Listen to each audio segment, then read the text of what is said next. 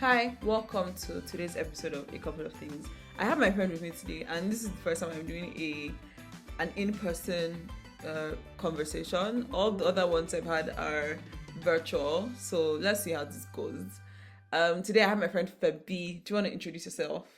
Go ahead and introduce me. No, you have to introduce yourself. Spin me, make it sweet me. I just said, do you want to introduce yourself? But really, No. you have to introduce yourself. Oh. Introduce yourself, please. Okay. Hi, my name is Febi Shola, and what am I supposed to say? Anything about yourself that you like. Okay, I'm a Scrabble champion. Ooh, yeah, that she says Scrabble. You guys, like when I say Scrabble, and when she says Scrabble champion, she doesn't mean like, oh, when she plays with her friends, she wins them, or when her and a group of people are together, she's always winning. No, this baby is a legit Scrabble champion as per award-winning international Scrabble champion. Yeah, say something else. And let's see. I love adventures. Outdoorsy. She's just like speaking about everything in such a like subtle manner. When she says she's outdoorsy and she likes adventures, as in this babe ride bicycle from one country to another country, that's what she does. And then she's always traveling. How many countries have you been to now? 20. How many years? See, 2 years. In 2 years, you guys, that's almost one every month. So when my baby says she's an outdoorsy person, she really is an outdoorsy person. It's not just words. So are you done introducing yourself, or do you want to say more?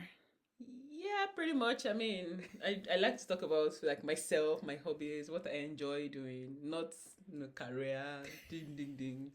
Yeah, pretty much. I love to enjoy life, But she's also a career babe. Yeah, pretty much. An all-rounder. Okay, anyway. Thanks for introducing yourself. So what's on your mind today? That's how I always start with everyone, and then we see where the conversation goes from there. What's on my mind today? Adulting. Like every day we have to deal with something different, And I was thinking back and I was like, to be honest, right? There's some points when we were like way younger, and there's something we have to deal with every day, because the things you didn't like to do then, now as an adult, that you're literally forced to do, now as an adult, you have to do them for yourself, for your own self, or you get to pay people to do them, and you have to pay people to do them. You have to worry about making the money. So there's just something just always has to be something, done. yeah. But I mean, we thank the Lord. I think for me, the thing that I find the most annoying about being an adult is that there's always something to clean. It's just No, there's always Have you seen me in my something kitchen? to clean. Like either you have to wash your plates, you have to do the dishes, you have to do laundry, you have to wash yourself. like literally every day there is something to be washed or to be cleaned, and it's so exhausting. And like, how much do I make that ought to be hiring somebody to clean house every day? But on the flip side, right? I think if you are not active and you're just passive every day, there's something that switches off in your brain or even in your body. Like for me, okay, let me speak personally for myself. I can't stay. How should I put it? I can't stay in a place for like too long. I'll feel Yes, I sick. know. Or if I'm moving indoors for like more than 2 days is so long to Yeah. me. Saying that if I stay indoors for like more than 2 days, it feels like I'm either sick. Maybe I'm probably feeling depressed. What are you running away from that I I'm not cannot stay in your running. house? See, I can just go for a walk for like 10-15 minutes and I feel like all is well with the world again. Yeah, that's. I just feel like some sort of activities are really good, and I think there's some backed up research to this. Like active humans, have like Yeah, things. I think I Good went mental to, state to this place in Netherlands, in Amsterdam, the Body World Museum, Oh. and they have like something about like the healthiest people, like the people who have lived to their like hundreds and are really healthy. And I remember that one of the things that they put about those people is that they are active physically, in addition to being active in their community. So activity in any kind of way, I guess, is Yeah. ideal. So apart from cycling from country to country, what else do you like doing in terms of activities? Oh, I enjoy hiking. When I used Of to live course. in Ireland, I loved hiking. Every time people are trying to, ask me, how was my time in Ireland? I talk about going from mountain to mountain every weekend. So you just like to walk. I love it so much, so much, and I think I picked the walking culture when I moved abroad. Work in Ireland, then like I'm done coding for the day, and maybe there's some bugs in my code, and my head is just gonna blow up. And it's like, you know what? I need to walk, and I could just walk without like aimlessly for 1 hour, 2 hours, and I'm just back to my housemate was usually worried, and then so I just drop my location. Like, listen, I'm fine. Oh, nice, And nice. yeah, I love walking. What do I like again? I mean, outdoors activities, anything that has to do with something. I think I'm just an adrenaline junkie. How did you used to that in Nigeria? Because I imagine that it must have been difficult to get that kind of Was vibe. it? I used to run a bit in Nigeria, and then before I left Nigeria, my manager and I, with some of his friends, I was just catching up in the office, and I told him that one of the things I challenge myself about is to walk the Third Mainland Bridge before I leave Nigeria. Yeah, and guess what? He messaged me, that same day, later in the day, that his friends are planning on doing the Third Mainland walk that I talked about. So it tells me that whatever it is that you want to do, tell people, right? Somehow. Yeah, I agree.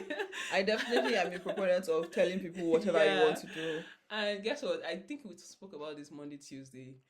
Saturday we walked Third Milan. We started from Yaba. Yeah, Sabo Yaba. We started You around walked 8 a.m. the whole length of Third Milan Bridge. We started from Yaba, went through Oyingbo, went through Eko-Idumota, went through Akandishola, those Bonnie Camp, walked through. So how long did it take you? Oh boy, we got back to the house around everything. Got back to the house around 2, I think. Wow. Come on. I'm so stressed out. And I used to travel a lot in Nigeria because we used to play Scrabble across different states. Yeah. Kaduna, Kano, Yola. How many states in Nigeria have you been to? Yeah, I think I've been to like 24, 20, nice. 20, 24. I can't remember exactly. Nice. I'm collecting facts that I can use so that when we're doing two truths and a lie, I always know what your lie is. That's nice. So talking about Scrabble, how did you get into Scrabble? So very geeky to say that I used to read dictionary. And I used to read dictionary so that I would find some interesting words and insert it in my essay. So when I was in secondary school. But now they'll say you're ChatGPT. Like when I saw those Dell, I'm like, let's not even go to that one. Let's not go there. So I used to read dictionary, and I found it very interesting. Somehow I stuck with it. And I remember 300 level when I was in uni, they were playing they were preparing for Nigerian Private University games in my hostel area, and I passed. So I just heard them, jiggling the bag, and I was like, "Oh, what's this?" And they were like, "Oh, it's Scrabble." Up until that time, this was when I was in 300 level.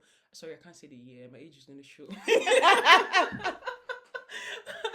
And I was like, "Oh, what's this?" And they told me it was Scrabble. I was like, "Oh, okay."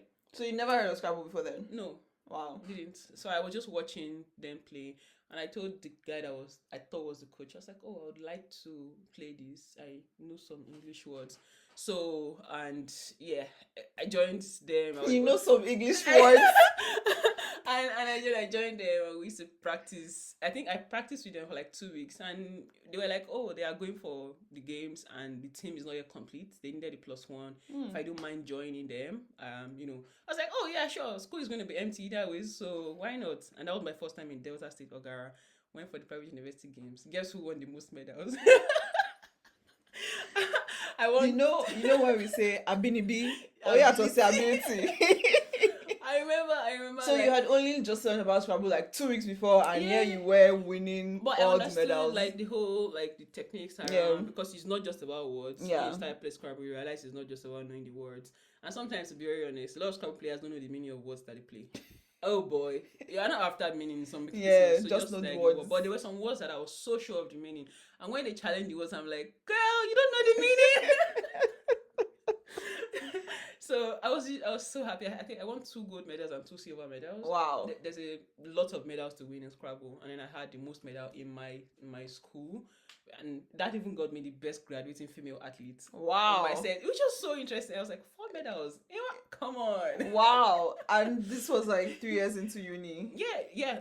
3 years into uni, and that was like how many weeks into playing Scrabble. Wow. Yeah, and I had everyone asking me, how long have you been playing? Just 2 weeks.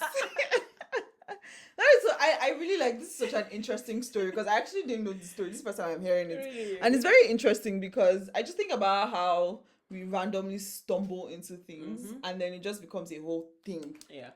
That is so fascinating. So did you like go abroad to play Scrabble? Oh yeah, so from there, the coach that I spoke with then said if I was interested in joining like the Nigerian community of Scrabble players. And I was like, sign me up. And somehow he invited me to a tournament. So there was this Godzilla Pabi International Classics. If Godzilla Pabi did something right in Nigeria, he spent money on Scrabble. I'm sorry to the citizens of Akwa Ibom. But yeah, there was good money spent on Scrabble. They used to play at Le Meridien, which is one of the biggest resorts there in Uyu. So I joined the community. I went for the tournament then. I thought I was good. Listen, that day, You saw your seniors. I was pummeled. I was beaten to pulps. Jeez. I out of 24 games, I think I won just 3 or 4. I can't remember. I thought you were going to say you won 1. Oh god! After some games, I cried my eyes out. I went to sit. It was a very fine, fancy toilet. I sat down. I just crying. And then my friends, who I made some friends from there, and they're like, "Oh, come on, don't worry, you'll be fine. It's your first tournament. Did you think you were going to beat people?" Yeah, and somehow I grew from there into the community at large. I represented the FCT in National Sport Festival in Nigeria. I mean, I didn't win any medal. It was very tough because it's like every state is bringing their best. But this was like I had grown into the games very well then I represented Lagos State. Somehow we couldn't proceed with the sport festival because that was when COVID hit. We were even in camp then when they had to change everything. Then 2020, then I traveled outside the country and moving abroad. I think 2 years after moving abroad, I went to play in Malta. I went to the Malta Opens, and frankly speaking, when I went for the Malta Opens, it's so good to be able to travel to Malta, like play internationally, and I just wanted to go and have fun. And I got there, there were some other players there that people already tipped them as those that, because there were 2 categories, category A and category B. So I was playing in category B because I hadn't played in such a long time. And I won. You went there, you won a game. There was this particular guy that other Nigerians had tipped that he would win because he was pretty good back in Nigeria. He came from Nigeria for the tournament. Wow. Yeah, people came from the UK, people from across the world. I think there were 2 guys from the US. Yeah, and I beat them silly. This pride. Oh yeah. I had to take pride because I wasn't, if they were going to count up 3 people, because they were like, Febi hasn't played in such a long time, right? So it was the residual knowledge. And I was very shocked. So shocked that when I was playing my last game, I was shaking. I was shaking. I was just like, oh my God, no, wait, what's happening? I remember there was this guy from the UK that I played him, and he was like, our games were so tight, and he was like, I don't know if you're good or you're lucky. And I was like, I beat you twice. Whether you're good, whether you're lucky, you shall won. But yeah, Malta was my international one. I'm preparing for another one in the UK. Later in May, early in May actually. I'm nervous like that. I'm sure you do fine. People have me in mind. You're like Malta champion. You just woke up one morning, decided to go to Malta, you won an international Scrabble championship. So you're not a local champion, you're an international champion. So but I think I'm excited about going for the one in the UK because it's like a reunion of Nigerian community, people who are abroad, haven't seen in such a long time. I'm excited about that one. So yeah. That's really nice. So when you lost very badly at the tournament in Akwa Ibom, what made you keep playing? Because I feel like most people, if you experience such a defeat, yeah, I was really encouraged. Actually, I was very encouraged, and I think one of the things that encouraged was Akpabio said all female Scrabble players that were at the tournament then, out of a crowd, because there was masters, intermediate, and opens category. But there wasn't female category, so we were usually mixed with opens or depending on the category that you were. For masters category, there was only 1 woman. Second, intermediate category, there was like I think 2, Bukumi and BC, I think, yeah. And then opens flooded. So in the entire tournament, they were up to like maybe over 300, 400 people. I can't get the exact number, yeah. And there were just 24 women. What? Yeah. So he was like, that's like less than 10%. It's when I'm giving the ratio, I'm like it's 50:1. So and it was like to encourage women playing in Scrabble. He gave us 100K each. Wow. 100K. And that was big money then, girl. So it's 100,000 naira, not naira, dollars. please. But even though at that time 100,000 naira this was was 2020, quite this large sum. 2013, 2012, 13. Damn, we had 100K in 2013. Listen. Wow. So yeah, and apart from the money, right? To be honest, people were very encouraging. Guys, a lot of players were like, "Don't worry, you'll be fine. Just go study." And I'll be so mean. Yeah, thank you you. try again. And when you go out, you play more. You just realize, like, okay, yeah, there's. I know people argue this, but there's an element of luck in Scrabble. I feel like there's an element of luck in everything. In everything. So like you shake your bag, you blindly pick out 7 random tiles. You can pick out 7 eyes, and your opponent picks out multiple premiums at different times. Yeah. And somehow the opponent's hand goes bad, and somehow you still win the game despite not starting well. But be careful. But yeah, that's part of things that really encouraged me. People, cheering me on, like even though it wasn't so great. Yeah. So you said you were living in Ireland before, which I knew. But and you moved to Ireland for school, if I remember correctly. Amazing. So why did you move from Ireland to Netherlands? I got an offer I couldn't pass on. Money speaking. I got a job, and so, apart from the money, to be honest, I wanted to be able to travel. I wanted to be able to explore. I love to travel, and we know the pains of trying to get visa on the Nigerian passport. It's not fun. It's not cheap.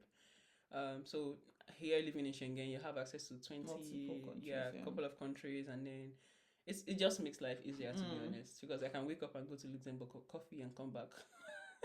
Have you done that? I feel like you've done that. Well, I mean... Or something close to that. Well, something close to that. What did you do? No, I just took the train to Luxembourg. I think that's why I use it as an example. And I was so excited. Got off on Maastricht, took pictures, danced around, got something to drink, and then got on the last train, I went on a Friday, came back on Sunday. Nice. So, yeah. That is really nice. So how did you get into cycling? Because I know that was not from Nigeria. Interestingly, how did I Don't get tell me it was cycling? from Nigeria. No, it wasn't from because I tried cycling once in Nigeria, and when I saw the prices of bikes, I was like, yeah, this is not for me. But when I got to Ireland, myself and a friend, Sophie, were talking about it. And so she saw one, because we also said we wanted to volunteer with the cycling community, So we saw one in a city, another part of the city, that were going to train women on cycling. So we signed up to go volunteer and also do the cycling class. So that's how we started. And this was September 2021. Yeah, and that's how I started. So I did that one class, came for the volunteering the different like couple of times, like 3-4 times again. So we volunteer, fix some things, and then pick some bikes and go ride in the park. Oh, nice. Yeah, that was what we were doing. So how did you then get from, I'm just learning how to ride the bicycle and riding the bicycle around town, to long distance cycling? Okay, so when I used to do that, then I got my bike in February 2022, and I used to work with the Big Four. And we had like cycling community. Yeah, so I signed up to join the cycling communities, and they used to just go for quick spin in the evening, quick spin after work, 50 kilometers, quick spin, 120. I'm telling you. And me and my city bike, I'll be struggling behind them with their road bikes. It was a tough one. But they were, again, very encouraging set of people. Yeah. They wait for me like, Febi, are you okay? Just keep pedaling, just keep pedaling. I'm like, I'm dying. But it was very nice. And somehow when they were going to sign up for Ring of Kerry, I think is that like a contest? It's a charity cycle, as they call it. So Ring of Kerry in Ireland is a 170 kilometer cycle. I don't even know how to visualize what 170 kilometers is. you might be able to visualize 170 kilometer in Netherlands. You can't visualize 170 kilometer in Ireland, because Ireland is hilly. And Netherlands is flat. Anyone that knows Ireland, Ring of Kerry cycle is like, we cycled. Okay, so I saw the cycling signing up for the race in March, because the race is usually July, I think. Yeah, July. I saw the sign up for the race in March, and I was like, where will you, in your normal senses, sign up for a 170 kilometer race? Come on, guys. Anyways, count me out. But then we used to go for spin in the evening with my city bike, they on their road bike. So I'll be pedaling hard. How many gears do I have? Maybe 6. They have maybe 16 or 14 or something. Wow. So then it was around June ending. Somebody from the team sent a message and said, 2 people are opting out. If anyone wants to pick up their banners, it's free. There's hotel room for you in Killarney. You don't have to pay anything. Just bring yourself on your bike. It's within Ireland. I was like, should I do this? I haven't done something, because I like to challenge myself for one thing a year. And then I was like, should I do this for my once a One year big challenge? challenge. And I did. I signed up. The babe had to message me like, Febi, I was just checking to be sure you know Nah, what you're yeah, signing okay. up for. And I was like, yeah, I'm starting. She was like, are you sure? Which bike are you going to use? I was like, I think I might have to go with my bike because it's just a couple of days to the event. And she's like, I think you can do it. But I know it's going to be very challenging. I was like, I'll be fine. I'll be fine. I signed up for the race and, someone offered to help me with my bike, which was very kind. Took my bike. So I just went myself to Killarney and listen, that was a very trying day that has to be one of the hardest things I've done in my existence. No, it was very trying, but it was so good for me because I look back and I'm like, if I could have done that, I can do anything Yeah. else. It took me entire cycle time was 9 hours, but I had some breaks in between. So, but I spent over 12 hours on the road. Started cycling at Wow. 7, got back at 7. It was very, Wow. very bad. Elevation gain was up to like 3,000. I don't know what that means. I don't know what that means. Sorry, but it sounds very difficult. But I feel like the good thing about doing things like that is what you just said. Like once you do something like that in your Yeah. mind, you're like, if I can do this, I can do anything. Anything. And that, I think that's a very empowering feeling to have in life, really. So that's really nice. And now you're like just randomly cycling from Netherlands to Belgium and France and wherever. And I really love that that you're Thank you. pursuing like the things that you like. Do you have any big challenge for the year? Have you done it yet? Or you don't have to share if you don't want to. On the Yeah, I have a podcast. couple of things lined up for the year. Okay. I think one of the biggest things I'm doing is going back to school. Going back to school. That's nice. I think it's That's a nice. big challenge, but yeah, the ones I had planned, I had to make a couple of changes. So, but I still plan on doing London to Paris by bike. It's like a 4-day activity over 700 kilometers. Wow, that's really. What's the longest distance you cycled? 170. Just that same 170. Yeah, that's same 170. But that 170 is so freaking hard. I can imagine. It was hard. It was very hard because it's like you're going up. Yes, there's a slope, and there's a point. There's a point where we were cycling, and there was a car riding behind us. It was blasting "I'm on a highway to hell." I was like, "You very apt song for this place." Because it is a highway to hell. Myself and my road bike, myself and my city bike, people with their road bike were pausing to push it up. Oh my goodness. Nah. But it's like riding in the Netherlands is easier, right? Because it's flat. It's flat.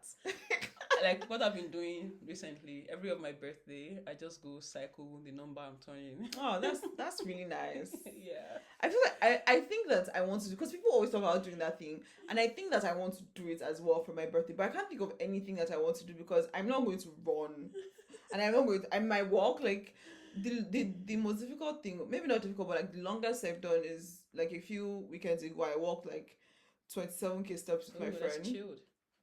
We walked from Diemen to Vesp and back. And I was like, oh, this is nice. Maybe I can do that every year for my birthday. But then I'm like, when I now turn 40, would I walk 40k steps? Honestly, I think cycling is easier. You won't be worn out from cycling 40 kilometers versus walking 40 kilometers. No, I didn't walk 40 kilometers. No, I'm just saying. You won't be tired from cycling 40 kilometers compared to how tired you will be from walking 40 kilometers. So cycling is a cheap thrills. That's nice. I was going to ask you something about something that you said before, but I've forgotten. But I think that like I really like that you've talked about like how you explored your interest and pursued things and tried new things. And I like what you said about in the beginning about like just telling people what you want to do. Yeah. Because honestly, like it opens so many doors for you that you may not even think about. And it doesn't have to be, people often think about it only career wise. No. But I think even with like your personal life and with your personal goals and things that you want to do, it's very important to like just let people, not like you're going to now go and announce on CNN or whatever, but like announce on CNN if you have to. I mean, like if you want to do that, that's also fine, right? But like I really like the idea of just letting people, because then people can support you in whatever way, whether it's sharing resources with you or even setting it up like your former manager did with like setting up that walk for you. 100%. Okay, I don't think I have. I can't still remember the question I wanted to ask you. I said that to buy me time to remember the question, but I can't remember the question. So I'm going to ask you the last question that I always ask everybody: Is there anything else that you like to share before we wrap it up? Explore as many interests as you want, and even this applies to career. If one or wherever you are right now is not working for you, try and map out something for yourself. Ask questions, talk to different people in different careers. um like sometimes talk can be a lot, but you can filter out of what that like lot of talk is, Yeah. and listen, pick what it is for you, and Mm. pray, get clarity. Yeah. If you're a person of Prayer is faith, your important. prayer is very important. Honestly, you can't go wrong with prayer. Mm. And just sit to God and just talk to God in the ways that you can understand it best. Like, okay, hi God, it's me. I'm sorry I've gone Hey far, God, but I am are back. you there? God, it's me, Are you there? Margaret. Exactly. Are you there, God? It's me, Febi. Listen, God, I'm trying to explore this career. I'm just tired of where I am right now, but I need you to guide me. And somehow, if you listen well, like you're not just praying and not listening or doing actioning on what you've prayed about, if you can just like pay attention, listen to, it can even be like someone trying to tell you something or reaching out to you on something. You could be of interest to you. Like I mentor a couple of people in my career, and when people reach out to me, oh, they want to do this in cybersecurity, and I'm like, um, what particular have you explored? Have you read about the different areas of tech? Have you read about the different areas of security? Which one do you think your profile or That like you're catches most your interest interested the in. most? Which one do you think that, oh, my personality fits a lot into this? And people are like, well, I just want to make money. I'm like, But I feel like money is a good money is a motivator good too. motivator. Oh, it is, oh, but the truth is, you will get very tired in a year or Yeah, two. Like, but sometimes what you might really enjoy, to be honest, what you even enjoy at some point, you might not enjoy it again. So exactly. even Your at interests that, can change. your interest can change. But even at that, right, be willing to explore some other areas. For me, I've done different parts of security, and I think I've really enjoyed it so far. So I'm not one. If I'm getting bored, I mean, this doesn't have to do with relationships. Just switch up your relationship every day. No, that's going to be detrimental to my mental health, everything health. But I mean, that one you spice things up. Well, for like life, living, hobbies. As much as I love Scrabble, if I'm preparing for exam, it takes the very far back seat. I know if I'm doing anything else, it has to take back seat. Yeah, and I think recently, yes, I picked up baking, making Are you copying things. me? And not baking, not baking. I'm Let me joking. know. I'm joking. Let me know. Say baking. I'm joking. I think it's meat pie. I make Making me meat spice pie. specifically. Love that. I make meat pie, big banana bread. I usually just watch YouTube, pick up a lot of things, go to the grocery stores. I thankful for accessibility here for a lot of things Yeah. that you need. Go to grocery stores, pick things. Just allow yourself to evolve. I remember when I was telling a friend that, oh, I don't think I want to, because I've always been raving about going to INSEAD, and my friend, so I was not telling my friend that, oh, maybe another school, da, da, da. And I was like, oh, what happened to the INSEAD dream? And I was like, It has gone. I'm allowed to evolve, right? Exactly. I'm human. You're allowed to change your mind. Yeah. Love that. So evolve as much as you can. Trust in the Allow Lord yourself and to. lean not on your own understanding. Love that as well. Cool. Thank you so much, Febi, for coming on my podcast today. And this was a very great conversation. Do you want people to find you online, connect with you somewhere? I'm shy. Okay. All right then. So we'll leave it at that. Thank you, and thank you for listening. Bye. Bye. Thank you for listening to today's episode of A Couple of Things. If you found anything insightful, interesting, or you enjoyed this episode, please do share. And remember to like, if you can, wherever you listen to your podcasts, leave a comment, subscribe, so you get the future episodes. Thanks. Before you go, this is a reminder that you can ask me to talk about a specific topic or answer a question that you have by filling the form in the show notes to submit your suggestion or question. Bye.